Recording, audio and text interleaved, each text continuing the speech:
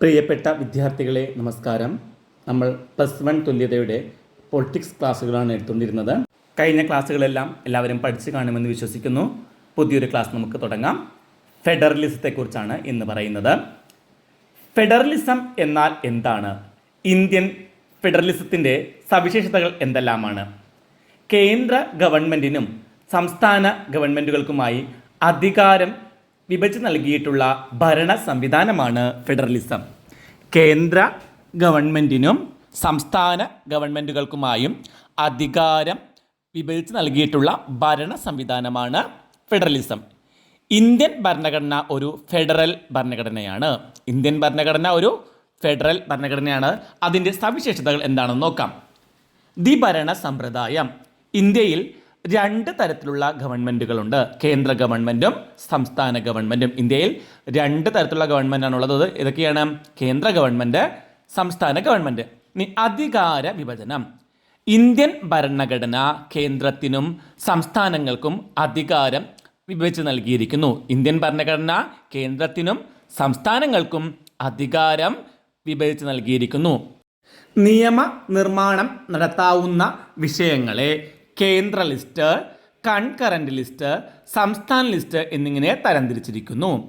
നിയമനിർമ്മാണം നടത്താവുന്ന വിഷയങ്ങളെ മൂന്നായി തിരിച്ചിരിക്കുന്നു. അവ കേന്ദ്ര ലിസ്റ്റ്, കൺകറന്റ് ലിസ്റ്റ്, സംസ്ഥാന ലിസ്റ്റ് എന്നിങ്ങനെയാണ്. ഭരണഘടനാ മേധാവിത്വം. കേന്ദ്രത്തിൻ്റെയും സംസ്ഥാനങ്ങളുടെയും അധികാരങ്ങളുടെ ഉറവിടം ഭരണഘടനയാണ്. കേന്ദ്രത്തിൻ്റെയും സംസ്ഥാനങ്ങളുടെയും അധികാരങ്ങളുടെ ഉറവിടം ഭരണഘടനയാണ്. സ്വതന്ത്ര നീതിന്യായ വിഭാഗം. കേന്ദ്രവും സംസ്ഥാനങ്ങളും തമ്മിൽ തർക്കങ്ങൾ ഉണ്ടാവുകയാണെങ്കിൽ അത് തീർപ്പ് കൽപ്പിക്കാൻ ഒരു സ്വതന്ത്ര നീതിന്യായ വ്യവസ്ഥ ഇന്ത്യയിലുണ്ട്. കേന്ദ്രവും സംസ്ഥാനങ്ങളും തമ്മിൽ തർക്കങ്ങൾ ഉണ്ടാവുകയാണെങ്കിൽ അത് തീർപ്പ് കൽപ്പിക്കാൻ വേണ്ടി ഒരു സ്വതന്ത്ര നീതിന്യായ വ്യവസ്ഥ ഇന്ത്യയിലുണ്ട്. സുപ്രീം കോടതിയാണ് ഈ തർക്കത്തിൽ തീരുമാനങ്ങൾ എടുക്കുന്നത്. അപ്പോൾ ആരാണ് തീരുമാനങ്ങൾ എടുക്കുന്നത്? സുപ്രീം കോടതിയാണ്. ഇന്ത്യയിലെ അധികാര വിഭജനത്തെക്കുറിച്ച് വിവരിക്കുക. ഇന്ത്യൻ ഭരണഘടന ഭരണാധികാരികളെ കേന്ദ്രത്തിനും സംസ്ഥാനങ്ങൾക്കുമായി വിഭജിച്ച് നൽകുന്നു. ഇന്ത്യൻ ഭരണഘടന ഭരണാധികാരികളെ കേന്ദ്രത്തിനും സംസ്ഥാനങ്ങൾക്കുമായും വിഭജിച്ച് നൽകിയിരിക്കുന്നു. ഇവ പ്രധാനമായും 3 തരത്തിലാണ്: യൂണിയൻ ലിസ്റ്റ്, സംസ്ഥാന ലിസ്റ്റ്, കൺകറന്റ് ലിസ്റ്റ്. ഇതൊക്കെയാണ് യൂണിയൻ ലിസ്റ്റ്, സംസ്ഥാന ലിസ്റ്റ്, കൺകറന്റ് ലിസ്റ്റ്.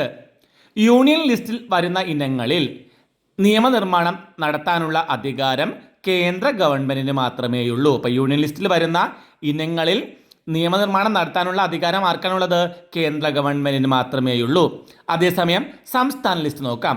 സംസ്ഥാന ലിസ്റ്റിൽ വരുന്ന ഇനങ്ങളിൽ നിയമനിർമ്മാണം നടത്താനുള്ള അധികാരം സംസ്ഥാന നിയമസഭയ്ക്കാണ്. സംസ്ഥാന ലിസ്റ്റിൽ വരുന്ന ഇനങ്ങളിൽ നിയമനിർമ്മാണം നടത്തുന്ന ആരാണ്? സംസ്ഥാന നിയമസഭയാണ്. Concurrent list. കൺകറന്റ് ലിസ്റ്റിൽപ്പെട്ട വിഷയങ്ങളിൽ നിയമനിർമ്മാണം നടത്താനുള്ള അധികാരം കേന്ദ്ര ഗവൺമെൻറ്റിനും സംസ്ഥാന ഗവൺമെൻറ്റിനും, 2 ഗവൺമെൻറ്റുകൾക്കും അധികാരമുണ്ട്. ഇപ്പോൾ യൂണിയൻ ലിസ്റ്റ് വരുന്നത് ഏതൊക്കെയാണെന്ന് നോക്കാം. പ്രതിരോധം, റെയിൽവേ, വിദേശകാര്യം, ബാങ്കിങ്, വാർത്താവിനിമയം, കറൻസി, ആദായ നികുതി എന്നിവ. ഒന്നും കൂടി പറയാം. പ്രതിരോധം, റെയിൽവേ, വിദേശകാര്യം, ബാങ്കിങ്, വാർത്താവിനിമയം, കറൻസി, ആദായ നികുതി. ഇനി സംസ്ഥാന ലിസ്റ്റിൽ വരുന്നവ: ക്രമസമാധാനം, പോലീസ്, വാണിജ്യം, കൃഷി, മദ്യനിരോധനം, ജയിൽ. ഏതൊക്കെയാണെന്ന് കൂടി പറഞ്ഞിരുന്നു. ക്രമസമാധാനം, പോലീസ്, വാണിജ്യം, കൃഷി, മദ്യനിരോധനം, ജയിൽ എന്നിവ. ഇനി കൺകറന്റ് ലിസ്റ്റ് 2 ഗവൺമെൻറ്റിനും അധികാരമുള്ളവയാണ് അല്ലേ. വിദ്യാഭ്യാസം, വനം, തൊഴിൽ സംഘടനകൾ, വിവാഹം, മായം ചേർക്കൽ. വിദ്യാഭ്യാസം വരുന്നു, വനം, തൊഴിൽ സംഘടനകൾ, വിവാഹം, മായം ചേർക്കൽ. ഇതൊരു പ്രധാനപ്പെട്ട ചോദ്യമായിരിക്കും കേട്ടോ. എല്ലാവരും ഇമ്പോർട്ടൻ്റ് ആയിട്ട് പഠിച്ചിരിക്കേണ്ട ഒരു ചോദ്യമാണിത്. ഇനി ഇന്ത്യൻ ഫെഡറലിസത്തിൻ്റെ കേന്ദ്ര ഗവൺമെൻറ്റിൽ ശക്തമാക്കുന്ന വ്യവസ്ഥകൾ എന്തെല്ലാമാണ്? അപ്പോൾ ഇന്ത്യൻ ഫെഡറലിസത്തിൽ കേന്ദ്ര ഗവൺമെൻറ്റിനെ ശക്തമാക്കുന്ന വ്യവസ്ഥകൾ ഏതെല്ലാമാണ്? ഇന്ത്യൻ ഫെഡറലിസത്തിൽ കേന്ദ്ര ഗവൺമെൻറ്റിന് ശക്തമായ അധികാരമാണുള്ളത്. കേന്ദ്ര ഗവൺമെൻറ് അമിത അധികാരം നൽകുന്ന വ്യവസ്ഥകൾ ഏതെല്ലാമെന്ന് നോക്കാം.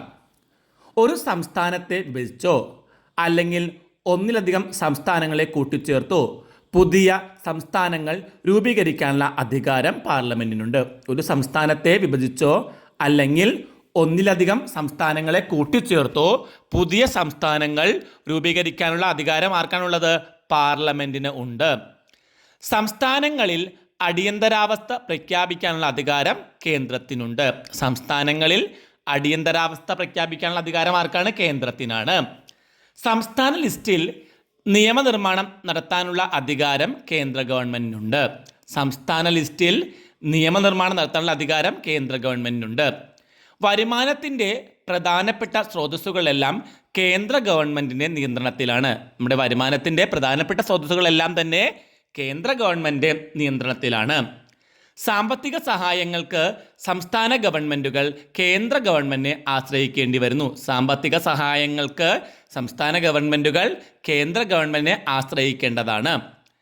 ഗവർണർക്ക് സംസ്ഥാന ഗവൺമെൻറ്റിനെയും നിയമസഭയെയും പിരിച്ചുവിടാൻ കേന്ദ്രത്തോട് ശുപാർശ ചെയ്യാവുന്നതാണ്. കേന്ദ്ര സംസ്ഥാന ബന്ധങ്ങളെക്കുറിച്ച് പഠിക്കുന്നതിന് നിയോഗിച്ച ഒരു കമ്മീഷനുണ്ട്. ആ കമ്മീഷൻ്റെ പേരാണ് സർക്കാരിയ കമ്മീഷൻ. കേന്ദ്ര സംസ്ഥാന ബന്ധങ്ങളെക്കുറിച്ച് പഠിക്കുന്നതിനായി നിയോഗിച്ച കമ്മീഷനാണിത്. ഇനി അടുത്ത ചാപ്റ്ററിലേക്ക് പോകാം. ഭരണഘടനയുടെ 73ാം ഭേദഗതി എന്താണ്? 1992 73ാം ഭരണഘടനാ ഭേദഗതി ഗ്രാമപ്രദേശങ്ങളിലെ പ്രാദേശിക ഭരണത്തെക്കുറിച്ച് പ്രതിപാദിക്കുന്നു. ഇതിൽ ഗ്രാമപ്രദേശങ്ങളിലെ പ്രാദേശിക ഭരണത്തെക്കുറിച്ചാണ് പ്രതിപാദിക്കുന്നത്. 1993 73ാം ഭരണഘടനാ ഭേദഗതി നിലവിൽ വന്നു. 1993 73ാം ഭരണഘടനാ ഭേദഗതി നിലവിൽ വന്നത്. അതിൻ്റെ സവിശേഷതകൾ എന്തെല്ലാമെന്ന് നോക്കാം. 1. ത്രിതല പഞ്ചായത്ത്. എല്ലാ സംസ്ഥാനങ്ങളിലും ഒരു ഏകീകൃത ത്രിതല പഞ്ചായത്ത് രാജ് സമ്പ്രദായത്തിന് രൂപം നൽകി. എല്ലാ സംസ്ഥാനങ്ങളിലും ഒരു ഏകീകൃത ത്രിതല പഞ്ചായത്ത് രാജ് സമ്പ്രദായത്തിന് രൂപം നൽകുകയുണ്ടായി. അപ്പോൾ ഏതെല്ലാമാണ്? ഗ്രാമപഞ്ചായത്ത്, ബ്ലോക്ക് പഞ്ചായത്ത്, അതിന് മണ്ഡൽ എന്ന് പറയും, ജില്ലാ പഞ്ചായത്ത് എന്നിവയാണ് ഈ 3 തലങ്ങൾ. ഗ്രാമപഞ്ചായത്ത്, ബ്ലോക്ക് പഞ്ചായത്ത്, ജില്ലാ പഞ്ചായത്ത്. ഇപ്പോൾ കേരളത്തിൽ 14 ജില്ലാ പഞ്ചായത്താണുള്ളത് അല്ലേ. ഇനി ഗ്രാമസഭ. 73ാം ഭേദഗതി ഗ്രാമസഭകൾ രൂപീകരിക്കണമെന്ന് നിർദ്ദേശിക്കുന്നു. ഗ്രാമസഭകൾ രൂപീകരിക്കണം.